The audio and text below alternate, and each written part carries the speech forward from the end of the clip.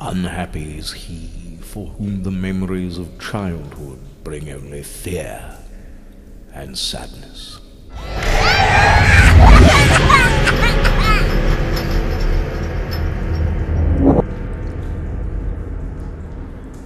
Wretched is he who looks back upon lone hours in vast and dismal chambers, with brown hangings and maddening rows of antique books, or upon odd watches in twilight groves of grotesque, gigantic, vine-encumbered trees that silently wave twisted branches far aloft.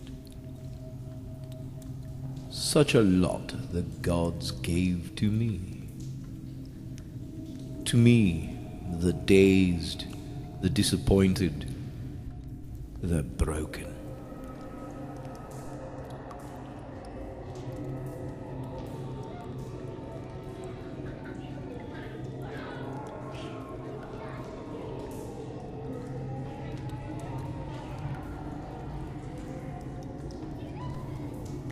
And yet I am strangely content, and cling desperately to those mere memories, when my mind momentarily threatens to reach beyond to the other.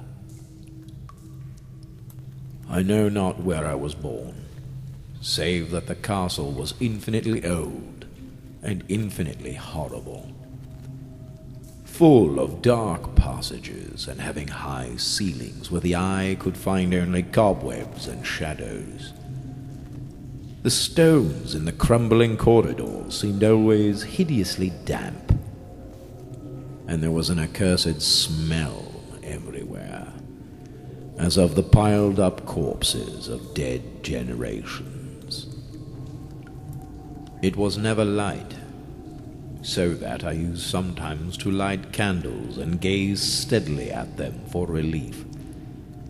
Nor was there any sun outdoors, since the terrible trees grew high above the topmost accessible tower. There was one black tower which reached above the trees into the unknown outer sky, but that was partially ruined, could not be ascended save by a well-nigh impossible climb up a sheer wall, stone by stone. I must have lived here for years in this place, but I cannot measure the time. Beings must have cared for my needs, yet I cannot recall any person except myself, nor anything alive but the noiseless rats and bats and spiders.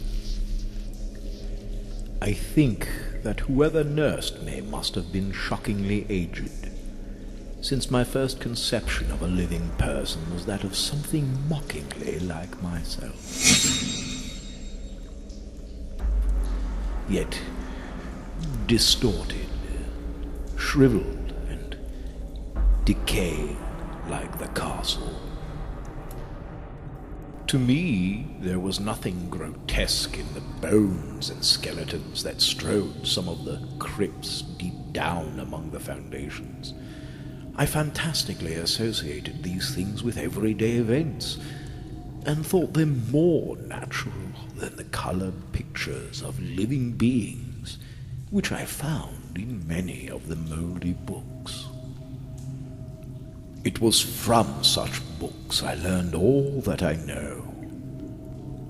No teacher urged me or guided me, and I do not recall hearing any human voice in all those years, not even my own. For although I had read of speech, I had never thought to try to speak aloud. My aspect was a matter equally unthought of, for there were no mirrors in the castle, and I merely regarded myself by instinct as akin to the youthful figures I saw drawn and painted in the books. I felt conscious of youth because I remembered so little. Outside, across the putrid moat, and under the dark, mute trees, I would often lie and dream for hours about what I had read in the books, and would longingly picture myself amidst gay crowds in the sunny world beyond the endless forest.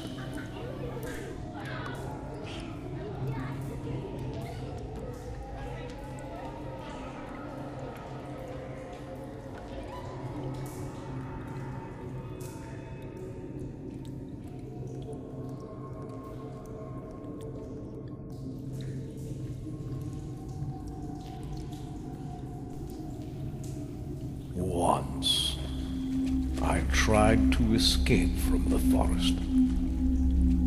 But, as I went farther from the castle, the shade grew denser, and the air more filled with brooding fear, so that I ran frantically back lest I lose my way in a labyrinth of nighted silence.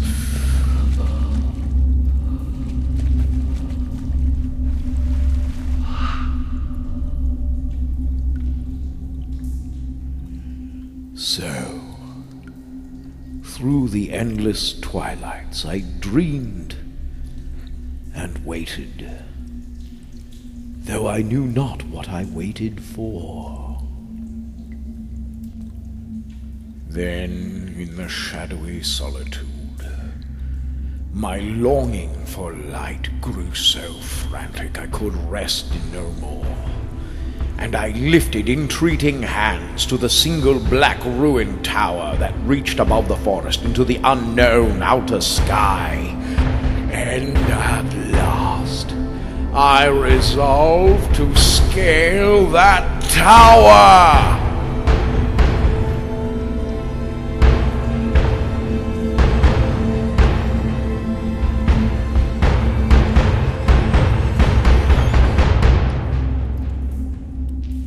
Fall though I might, since it were better to glimpse the sky and perish than to live without ever beholding day.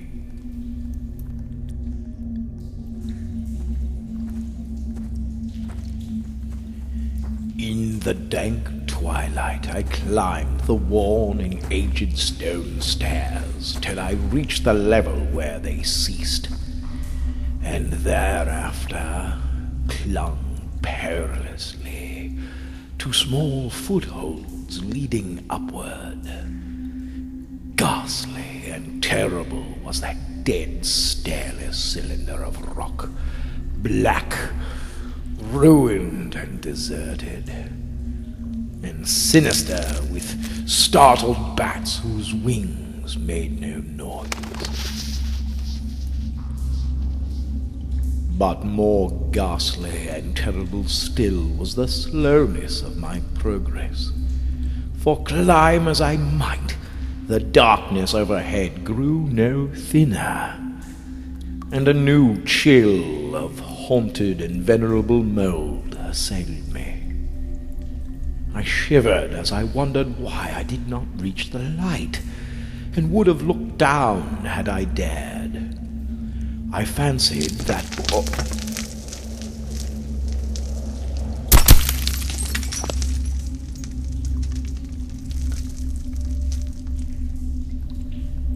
Night had come suddenly upon me, and vainly I groped with one free hand for a window embrace.